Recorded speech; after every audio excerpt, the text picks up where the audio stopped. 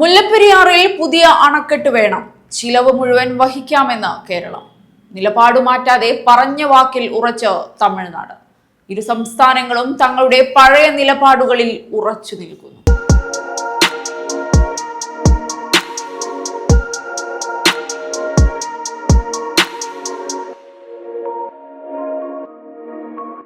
മുല്ലപ്പെരിയാറിൽ പുതിയ അണക്കെട്ട് നിർമ്മിക്കണമെന്ന ആവശ്യത്തിൽ നിലപാട് ആവർത്തിച്ച് കേരളം കഴിഞ്ഞ ദിവസം വീണ്ടും എത്തിയത് ശ്രദ്ധേയമായി.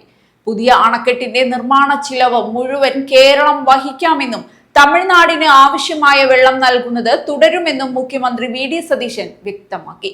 ദക്ഷിണേന്ത്യൻ സംസ്ഥാനങ്ങളുടെ മുഖ്യമന്ത്രിമാരുടെ യോഗത്തിലാണ് കേരളം നിലപാട് അറിയിച്ചത്. കേന്ദ്ര ആഭ്യന്തരമന്ത്രി അമിത്ഷായുടെ അധ്യക്ഷതയിലായിരുന്നു യോഗം. പുതിയ അണക്കെട്ടിന്റെ സ്ഥലം, രൂപകൽപ്പന എന്നിവ തമിഴ്നാടിന് തീരുമാനിക്കാം. നിർമ്മാണത്തിന്റെ മുഴുവൻ ചിലവും കേരളം വഹിക്കാം. തമിഴ്നാടിന്റെ ജലാവകാശത്തെ ബാധിക്കാത്ത തരത്തിൽ നിലവിലുള്ള ജലവിതരണം ഉറപ്പാക്കാമെന്നുമാണ് കേരളം മുന്നോട്ട് വെച്ച നിർദ്ദേശം. എന്നാൽ പുതിയ അണക്കെട്ടിന്റെ കാര്യത്തിൽ തമിഴ്നാട് നിലപാട് മാറ്റിയില്ല. പുതിയ അണക്കെട്ടിന്റെ ആവശ്യമില്ലെന്ന നിലപാടാണ് തമിഴ്നാട് മുഖ്യമന്ത്രി വിജയ് യോഗത്തിൽ സ്വീകരിച്ചത്. നിലവിലെ മുല്ലപ്പെരിയാർ അണക്കെട്ട് സുരക്ഷിതമാണെന്നും പുതിയ അണക്കെട്ട് നിർമ്മിക്കേണ്ട സാഹചര്യമില്ലെന്നുമാണ് തമിഴ്നാടിന്റെ വാദം. അതേസമയം നിലവിലെ അണക്കെട്ടിന് ബലക്ഷയം സംഭവിക്കുന്നതായുള്ള ആശങ്ക കേരളം വീണ്ടും ഉന്നയിച്ചു. അണക്കെട്ടിന്റെ സുരക്ഷയാണ് കേരളത്തിന്റെ പ്രധാന പരിഗണന. ജലനിരപ്പ് 142 അടിയാക്കി ഉയർത്തുന്നതിനെ കേരളം നേരത്തെ എതിർത്തിരുന്നു. എന്നാൽ നിലവിലെ അണക്കെട്ടിൽ പരമാവധി ജലനിരപ്പ് 152 അടിയാക്കി ഉയർത്തണമെന്നാണ് തമിഴ്നാടിന്റെ ആവശ്യം. മുല്ലപ്പെരിയാറിൽ പുതിയ അണക്കെട്ട് വേണമെന്ന ആവശ്യം കേരളം നിരന്തരം ഉന്നയിക്കുന്നതാണെന്ന് തമിഴ്നാട് റവന്യൂ മന്ത്രി CT നിർമ്മൽ കുമാർ പ്രതികരിച്ചു. സുപ്രീം കോടതി നിർദ്ദേശങ്ങൾ അനുസരിച്ചാകും തുടർ നടപടികളെന്നും മന്ത്രി വ്യക്തമാക്കി. അതേസമയം മുല്ലപ്പെരിയാർ വിഷയത്തിൽ കേരളവും തമിഴ്നാടും തങ്ങളുടെ പഴയ നിലപാടുകൾ തന്നെയാണ് യോഗത്തിലും ആവർത്തിച്ചത്.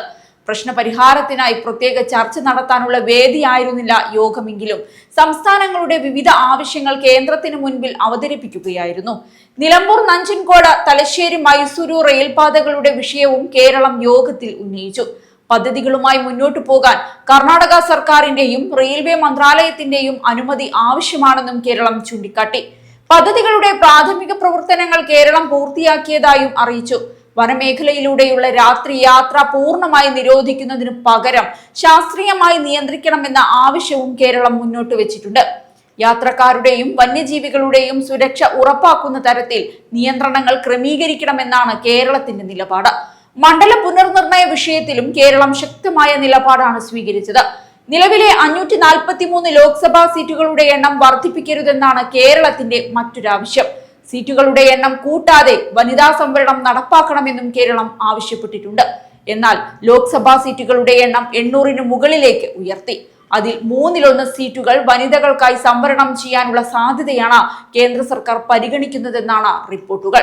കേരളം, തമിഴ്നാട്, കർണാടക, തെലങ്കാന, ആന്ധ്രാപ്രദേശ്, പുതുച്ചേരി, ലക്ഷദ്വീപ് എന്നിവിടങ്ങളിൽ നിന്നുള്ള മുഖ്യമന്ത്രിമാരും ഭരണപ്രതിനിധികളുമാണ് അമിത്ഷായുടെ നേതൃത്വത്തിൽ നടന്ന ദക്ഷിണ മേഖല കൗൺസിൽ യോഗത്തിൽ കഴിഞ്ഞ ദിവസം പങ്കെടുത്തത്. വിവിധ സംസ്ഥാനങ്ങൾ തങ്ങളുടെ പ്രധാന ആവശ്യങ്ങൾ കേന്ദ്രത്തിന് മുൻപിൽ അവതരിപ്പിച്ചു. ഏതായാലും മുല്ലപ്പെരിയാറിൽ പുതിയ അണക്കെട്ട് വേണമെന്ന കേരളത്തിന്റെ ആവശ്യം വീണ്ടും ശക്തമായി ഉയർന്നതും അതിനെ തമിഴ്നാട് വീണ്ടും എതിർത്തതുമാണ് യോഗത്തിലെ ശ്രദ്ധേയമായ സംഭവ വികാസങ്ങൾ.